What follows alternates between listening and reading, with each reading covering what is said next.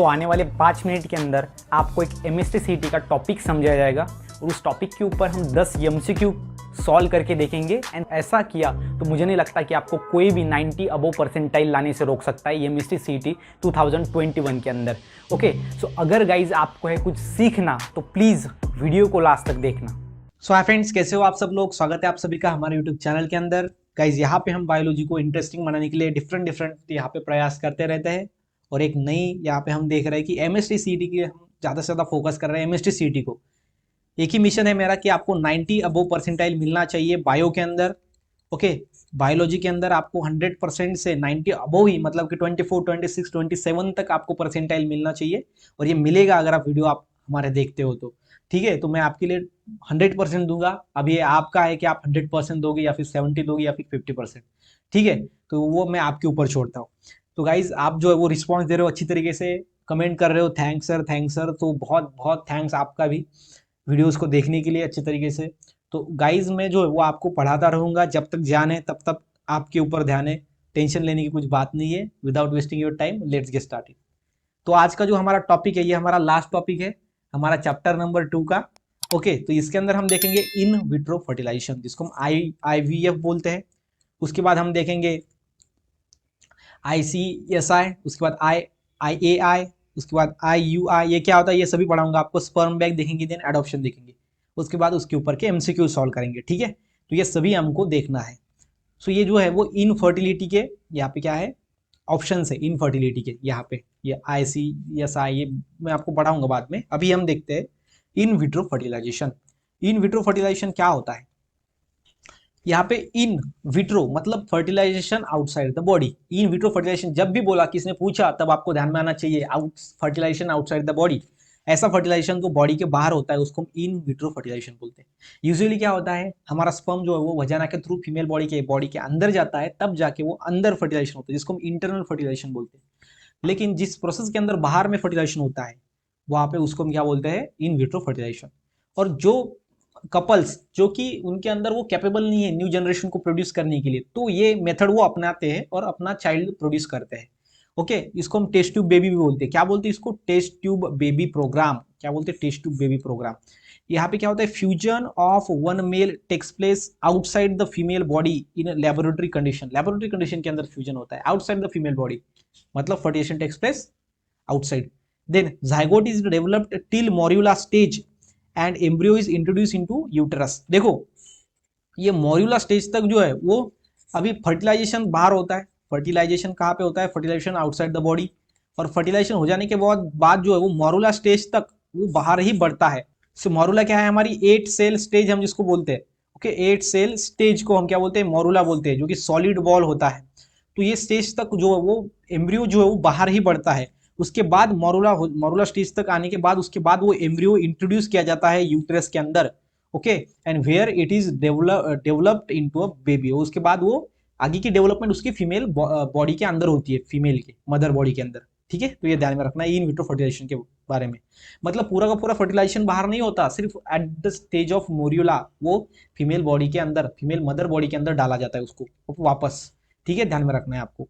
Then इसके अंदर 2 technique है इन विट्रो फर्टिलाइजेशन के अंदर। सबसे पहला है जाइगोट इंट्राफॉलिपियन ट्रांसफर, जिसको हम जिप बोलते हैं। एंड देन है गैमेट इंट्राफॉलिपियन ट्यूब ट्रांसफर, जिसको हम क्या बोलते हैं, गिफ्ट बोलते हैं। Okay, gift and zip. यहाँ पे क्या होता है, जाइगोट या फिर blastocyst up to 8 blastomere are transform into fallopian tube. अभी देखो इसके अंदर क्या हुआ है, अभी मोरुला के ऊपर में, मतलब मोरुला के आगे की वाली स्टेज जाइगोट या फिर ब्लास्टोसिस्ट जो है 8 सेल का, 8 ब्लास्टोमेर्स बना हुआ, वो फॉलिपियन ट्यूब के अंदर एंटर किया जाता है। उसको हम क्या बोलेंगे, zygote intra fallopian tube transfer. या फिर embryo moves to the uterus get implanted and continues further development. उसके बाद जो एम्ब्रियो है वो क्या करेगा, यूटेरस की तरफ जाएगा, इम्प्लांट होगा एंड उसकी फर्दर डेवलपमेंट स्टार्ट होगी। यह है zygote intra fallopian tube transfer के अंदर। देन गैमेट इंट्रा के अंदर क्या है, ओवा एंड स्पर्म दोनों क्या है, सो दोनों क्या है, गैमेट है। इसलिए यहाँ पे क्या बोला है हमने, gamete intra fallopian tube transfer. ये क्या करेंगे, directly injected into region of oviduct, सीधा ये ओविडक्ट के रीजन में इसको इंट्रोड्यूस कर देंगे हम, और दोनों बाद में ये फ्यूज हो जाएंगे। And fertilization produced blastocysts which enter into the uterus via normal route. And यहाँ पे देखो success rate of about 30%, only 30% यहाँ पे सक्सेस रेट है, मतलब कि 70% फेल होने के चांसेस है यहाँ पे ये gamete intra Fallopian tube transfer के अंदर। यहाँ पे हम क्या कर रहे हैं, सिंपल में ओवम ले रहे हैं, स्पर्म ले रहे हैं और डायरेक्टली वो सीधा ओविडक्ट के रीजन में इंट्रोड्यूस कर रहे हैं, डायरेक्टली, नेचुरली नहीं। ओके, ये ध्यान में रखना है। और ये जाइगोट के अंदर क्या कर रहे हैं हम, ये फॉलोपियन ट्यूब के अंदर हम ट्रांसफर कर रहे हैं। इसके अंदर यही एक डिफरेंस है। क्या डिफरेंस है, ये जाइगोट के अंदर हम फॉलोपियन ट्यूब के अंदर ट्रांसफर करते हैं, जाइगोट या फिर ब्लास्टोसिस्ट, एंड ये नेक्स्ट मतलब गिफ्ट वाला इधर हम ओविडक्ट के अंदर ट्रांसफर करते हैं, ओवा या फिर स्पर्म को। ठीक है, तो गाइज ये आपको अच्छी तरीके से ध्यान में रखना है। उसके बाद है ICSI, उसके बाद IA, देन है IUI। सो ICSI क्या है, इंट्रा साइटोप्लाज्मिक स्पर्म इंजेक्शन, इसको हम क्या बोलते हैं, intra cytoplasmic sperm injection. Okay, ये ध्यान में रखना है, स्पर्म इंजेक्शन। तो यहाँ पे क्या होता है, इंट्रा मतलब cytoplasmic, sperm cell introduce into ovum cytoplasm, सीधा सीधा इसको हम क्या बोलते हैं, इंट्रा मतलब दूसरे के साइटोप्लाज्म में हम इंट्रोड्यूस कर दे। ओके, स्पर्म इंजेक्शन किसके साइटोप्लाज्म के अंदर, हम ओहम के साइटोप्लाज्म के अंदर सीधा स्पर्म को इंजेक्शन कर देंगे, डायरेक्ट उसको डाल देंगे वहां पे, जिसको हम क्या बोलेंगे, इंट्रा साइटोप्लाज्मिक इंजेक्शन। ठीक है, तो ये आपको ध्यान में रखना है। उसके बाद जो नेक्स्ट है, ये टेक्निक है जिससे हम क्या करते हैं, इनफर्टिलिटी को कंट्रोल कर सकते हैं। इनफर्टिलिटी मतलब ऐसे कपल जो नेक्स्ट जनरेशन को प्रोड्यूस नहीं कर सकते, इसके अंदर एक ऑप्शन है, ये पहले ऑप्शन नहीं थे, अभी ऑप्शन है। उसके बाद है नेक्स्ट IA मतलब आर्टिफिशियल इंसेमिनेशन। इंसेमिनेशन मतलब क्या, कि जब सेक्सुअल इंटरकोर्स होता है तब इंसेमिनेट करता है मेल पार्टनर फीमेल पार्टनर को, स्पर्म को अंदर डाल देता है वजाना के। लेकिन यहाँ पे कभी कभी क्या होता है कि मेल जो है वो वहाँ पे लेस काउंट होता है मेल के अंदर स्पर्म का, या फिर वो एबल नहीं होता इंसेमिनेट करने के लिए फीमेल को, तब हम आर्टिफिशियल इंसेमिनेशन ये टेक्निक यूज करते हैं, जिसके अंदर स्पर्म क्या करेंगे, हम sperm introduce into cervix of female, cervix female के सर्विक्स में हम इसको आर्टिफिशियली इंट्रोड्यूस करेंगे। ठीक है, यूजिंग अ स्पेशल हम बोल सकते हैं स्ट्रक्चर, या फिर हम बोल सकते हैं कि ऐसा चीज इस्तेमाल करके हम उसके अंदर इंट्रोड्यूस करेंगे। एंड लो स्पर्म काउंट, ये कब होता है, अगर मेल के अंदर लो स्पर्म काउंट है, स्पर्म बहुत कम है, तो फिर ये क्या होता है, वो फर्टाइल नहीं होते, वो नेक्स्ट जनरेशन प्रोड्यूस नहीं कर पाते, तो ये उनके लिए ऑप्शन है आर्टिफिशियल इंसेमिनेशन का। उसके बाद जो नेक्स्ट है वो है IUI मतलब intra uterine insemination, intra uterine. Okay, intra uterine insemination, okay, ये ध्यान में रखना है, इंट्रा यूटेराइन इंसेमिनेशन। इसके अंदर क्या होता है, आर्टिफिशियल इंसेमिनेशन होता है, ये तो हमको पता है, जैसा IA के अंदर। लेकिन यहाँ पे जो स्पर्म होता है ये इंट्रोड्यूस किया जाता है इनटू यूटेराइन कैविटी।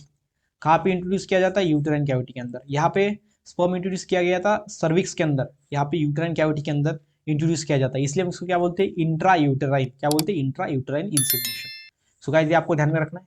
उसके बाद नेक्स्ट ऑप्शन है जो इनफर्टिलिटी है जिनके अंदर, ऐसे कपल जो नेक्स्ट जनरेशन को प्रोड्यूस नहीं कर पाते, उनके अंदर एक ऑप्शन है फिर बाद में, और स्पर्म बैंक। स्पर्म बैंक मतलब क्या, कि अगर मेल पार्टनर अनेबल है इंसेमिनेशन करने के लिए फीमेल को, या फिर इसके अंदर जो स्पर्म का काउंट है, स्पर्म का काउंट वो बहुत ज्यादा लो है, तो फिर क्या होगा कि स्पर्म बैंक एक ऐसी बैंक है जिसके अंदर क्या किया जाता है, डिफरेंट स्पर्म्स कलेक्ट किया जाते हैं डोनर्स के।